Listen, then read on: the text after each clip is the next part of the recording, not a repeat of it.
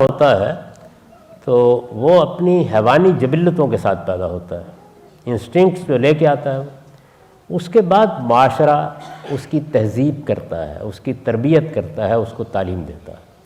بدقسمتی سے ہمارے ہاں تعلیم اور تربیت کا نظام بہت ناقص ہے، یعنی اس میں نہ چیزیں علم کے طور پر سکھائی جاتی ہیں، نہ اختلاف کرنے کے آداب بتائے جاتے ہیں، نہ دوسروں کے ساتھ اگر اختلاف ہو تو آپ نے کیسے بات کرنی ہے، ایک شائستہ اور مہذب انسان کیسے اختلاف کیا کرتا ہے، یہ سکھایا ہی نہیں جاتا۔ یہ تربیت ہمارے ہاں بڑے بڑے اہل علم کی نہیں ہوتی۔ آپ دیکھیے کہ چند منٹ کے اندر لوگ آستین چڑھا لیتے ہیں، ایک دوسرے پر پل پڑتے ہیں، ان کے ساتھ آپ شائستگی کے ساتھ گفتگو کرنے کا موقع بھی نہیں پا سکتے۔ یعنی کئی لوگ ہیں کہ جن کو آپ دیکھیں گے کہ ویسے آپ کو بہت شائستہ نظر آئیں گے، لیکن ذرا اختلاف کر کے دیکھیے، معلوم ہوگا کہ اس کے بعد آپ کے لیے اپنی پگڑی پونجی بچانا مشکل ہو جائے گا۔ تو یہ تربیت کا نقص ہے اور یہ چیز جہالت سے پیدا ہوتی ہے۔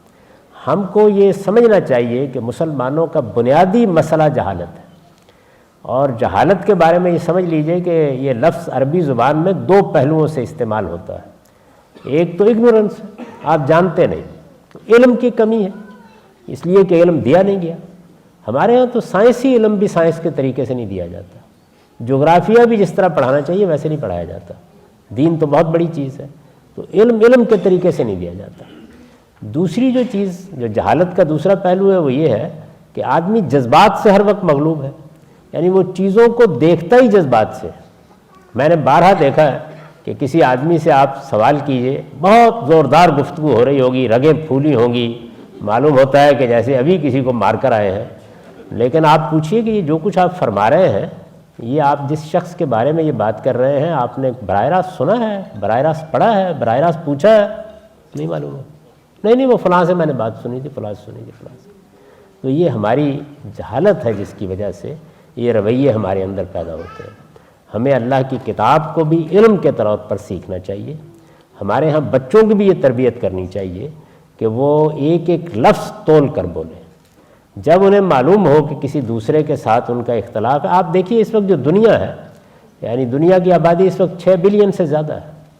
اس 6 بلین کی آبادی میں 6 ارب 6.5 ارب کی آبادی میں مسلمان کتنے ہیں؟ یعنی 1.5 بلین ہوں گے۔ تو محمد الرسول اللہ جیسی شخصیت کے بعد بھی ایسا نہیں ہوا کہ ساری دنیا مسلمان ہو گئی، ایسا تو نہیں ہوا۔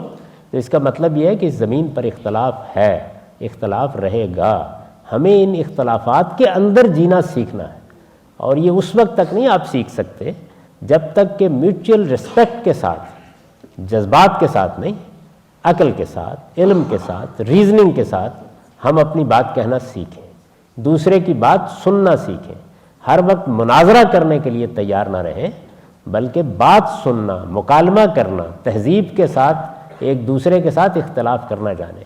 یہ بات یاد رکھیے کہ جو لوگ یہ خیال کرتے ہیں کہ وہ اختلافات ختم کر دیں گے، بہت معذرت کے ساتھ وہ خدا کے خلاف اعلان جنگ کرتے ہیں، اس لیے کہ خدا نے یہ کائنات اس اصول پر نہیں بنائی۔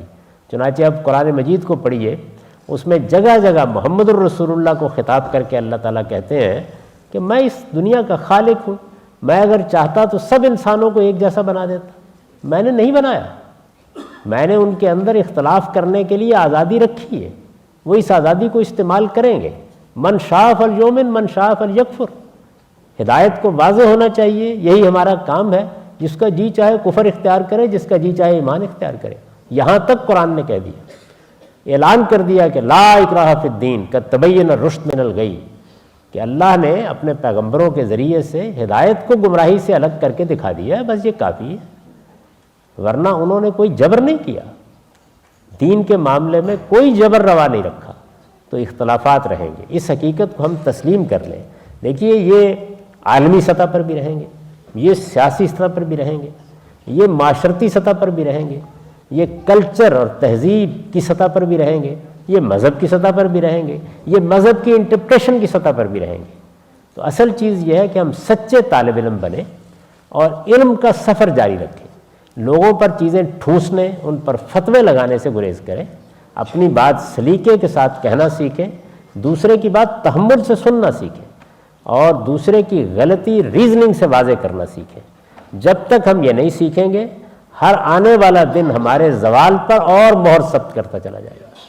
سب سے بڑی ضرورت یہی ہے، یہ مجھے بھی سیکھنا ہے، یہ آپ کو بھی سیکھنا ہے، یہ ہماری آئندہ نسلوں کو بھی سیکھنا ہے کہ ہم ایک ایسی دنیا میں رہ رہے ہیں جس میں ہزاروں مختلف نقطہ نظر ہوں گے، اور مختلف نقطہ نظر ہی اس دنیا کا حسن ہے۔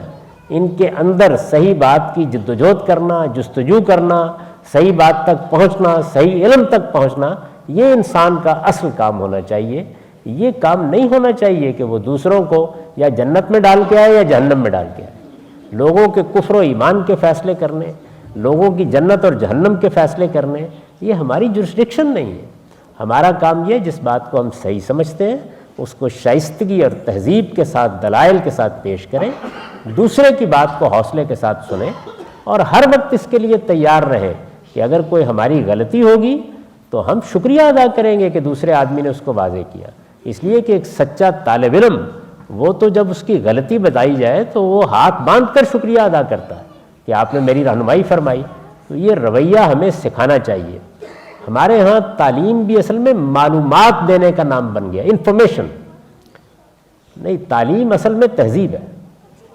وہ ہمیں مہذب بنائے، شائستہ بنائے، ہمارے عالم کو، ہمارے استاد کو، ہمارے صحافی کو۔